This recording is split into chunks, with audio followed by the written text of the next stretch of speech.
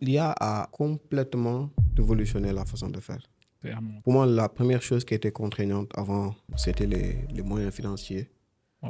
Surtout pour nous, on est des développeurs pour pouvoir développer une solution, pour pouvoir le mettre sur le marché, même pour faire un site web. Hein. Non, Parce je ne que suis pas prêt en fait. on se dit non, on n'a pas assez de temps, ça prendra tel. Je me souviens, nous, autant, je pense qu'on faisait partie des équipes les plus rapides à faire des sites web.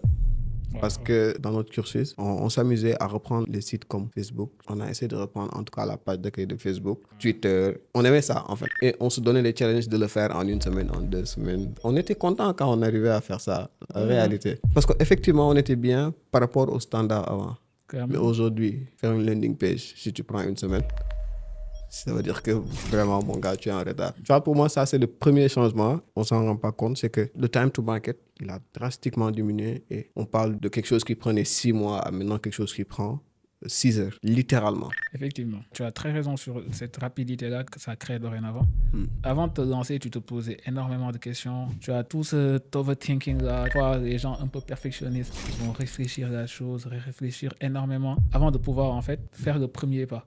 Je pense que c'est l'une des barrières que normalement cette ère de l'IA-là doit révolutionner. Permettre aux jeunes ou bien à n'importe qui a un projet en tête de ne pas avoir cette barrière au lancement.